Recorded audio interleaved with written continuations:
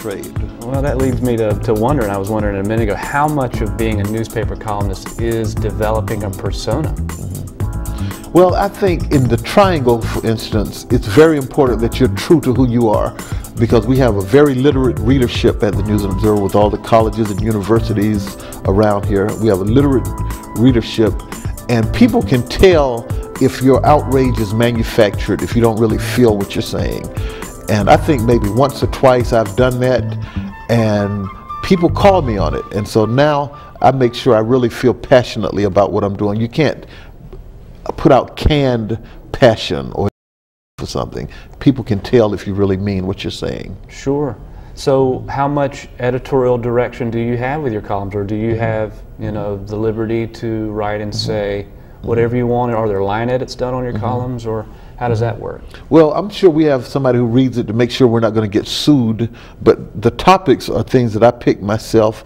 My email address and phone number are at the end of every column, so readers call me in with ideas, which is really great. That helps me out a lot. But for the most part, what I write is what I want to write. In the 14 years I've been here, I can only think of one column that was killed, and it wasn't really killed, but they wanted me to make enough changes to it, and eventually I just said I won't run a column that day. Do you ever have trouble meeting a deadline? Meeting a deadline, no, but coming up with compelling ideas is that's the hardest part of the job. Because you don't want to be predictable. I think predictability is the death knell for a columnist. If people know what it's like George Will. You don't even have to read George Will's columns. You see what the topic is, and you know what he's going to say about it, so why bother reading it? And I think that's the worst thing a columnist can be, is predictable. So what do you do when you're writing a column and you say to yourself, you know, this is a phony one, this is fake, you know, or maybe I should think about it from a different angle? Where do you go to really come up with compelling material? Well, as I said, I probably get about 30 or 40% of my ideas from readers, and the other 60% I get by being out among the people, reading the newspaper. People call me up, you know, people who are in trouble. And you were asking what does it take to be a good columnist. I think, of course, you have to have a facility with the English language, but I think the best thing you have to have is a very thick skin, because you're going to get criticism from one side or the other regardless of what you write. So, what's some of the harshest criticism that you've gotten? Well, years ago when American Idol first came out, and Reuben Studdard and Clay Aiken Reuben Studdard beat Clay Aiken, who is from North Carolina. And in my own sensitive, inimitable way, I wrote a column suggesting that Reuben Studdard needed to lose some weight so that he'd be around to enjoy some of the money he made. Ow. Well, that column went out all over the country without my picture. So people all over the nation saw a columnist from North Carolina, as is Clay, picking on Reuben. They thought I was picking on him. So I get all these calls and letters and emails calling me names I've never been called before, like Whitey, you know, and Redneck. And I think the worst thing somebody called me during that whole thing was a Kenny G fan, you know, which I thought was just, that's the worst insult you can level at somebody who loves music. I don't know, he has that hair, you know, Kenny G has the hair, and that saxophone. I still remember him on the award show a couple of years ago, walking up and down the aisle with his saxophone, trying to seem all suave. Yeah, well, it doesn't work. No, not too well. Let's talk about Art Buchwald. What do you know about Art Buchwald, the famous columnist? I think Art Buchwald at one time was one of the preeminent columnists in the country, but I think, as a lot of us tend to do, I think he stayed around too long, and I think the last 10 or 15 years of his career may have tarnished what came before it, you know, because initially he was like a great humorist, and he was biting and acerbic, but I think as he got older he mellowed, which all of us tend to do, which is a good thing, but I think that was reflected in his columns also, that he wasn't as acerbic and biting or witty and cutting edge as he had been. Now, where was he a columnist at? Well, he started at the International Tribune in Paris, and then he was with the Washington Post, and he was syndicated. Let's talk a little bit about the history of the News and Observer. The News and Observer, like under founding editor Josephus Daniels? Well, I guess the best you could say about it at that time was that it was an instrument, it was the media instrument for a radical section of the state. the racist section that didn't want black people to have rights. And the News and Observer, quite frankly, was the official organ for that, or maybe the unofficial organ for that segment of society. Now, how much of that is talked about at the News and Observer? I mean, is that history just a part of the fabric of the paper? Well, you have to understand that when I came to the News and Observer, Frank Daniels Jr. was the publisher, and I have to say Frank was the second best publisher I've ever worked for. Of course, I was the first best because I used to publish my own newspaper, but they never shy away from it, and whenever it comes up and it has to be written about, the paper is very forthright about mentioning it.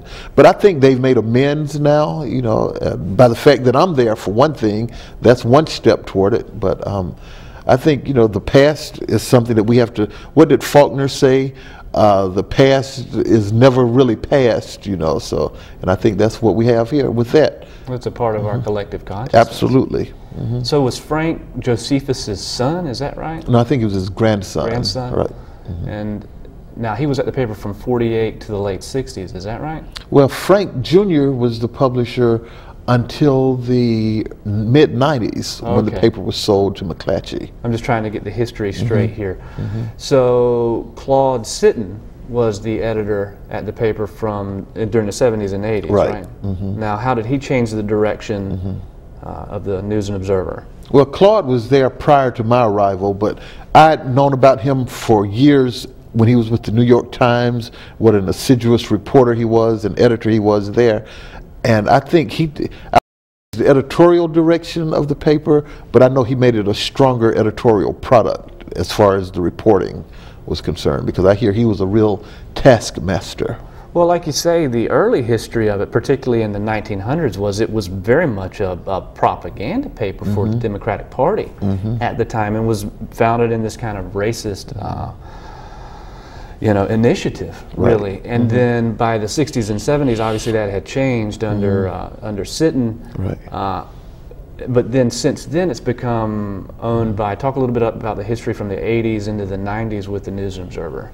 Well, as I said, the 80s precluded my arrival. So I know when I arrived here, Frank Daniels was the publisher, and now we're owned by McClatchy out of California. And I haven't really seen any editorial change since the purchase of the paper, you know. So I don't think McClatchy came in and changed anything editorially. Is the News and Observer a political newspaper? Well, we write politics. It depends on who you ask. Republicans will swear that we're a mouthpiece for the Democrats, and a lot of Democrats will swear that we have it out for them. But how somebody, you'd have to be stupid to think that the editorial, I mean the news side of the paper is for one party or the other, because you look at all the Democratic politicians we've helped put in jail, you know, which is what our job is. You know, I think Joseph Pulitzer said a newspaper should comfort the afflicted and afflict the comfortable, and I think that's what we do. When we do our job right, that's what we're doing. Now, I was reading your column about the Jena Six demonstrations and Al Sharpton's presence there. Can you elaborate on how you felt about Al Sharpton and Jesse Jackson at the Jena Six demonstrations? Well, unlike some people, I think there are really good parts about Jesse and Al, and there are aspects of them that I like. I used to be a huge fan of Jesse. In fact, I think that's one of the reasons I wanted to be a preacher growing up. And the thing that they do best is focus attention on issues that a lot of people would overlook. But Jena Six was not one of those issues. That already had a national spotlight on it when Jesse and Al inserted themselves into it. And so I took a little exception to that. But usually, I mean, sometimes there are things that they do help focus attention on, and I think that's where they're important. I just wish Jesse could pick one issue and solve that one, and then before going on to something else, you know. So you think that their participation there had some self-interested motivation? Is that what I'm hearing? I think that it was impossible for either of them to let an issue of that magnitude with that much spotlight on it go by without them being involved in it. Yeah. But now, how would the demonstrations have been had their presence not been there, and other, you know, well-known activists? Well, I think the grassroots efforts and talk radio are what really focused the needed attention on Jena Six. And I think it would have gone off well with or without Al and Jesse being there. Now, and I'm not saying that there's no place for them, because there is, and I'm sure there'll be some issue soon where their attention and the energy they can focus on it would be necessary.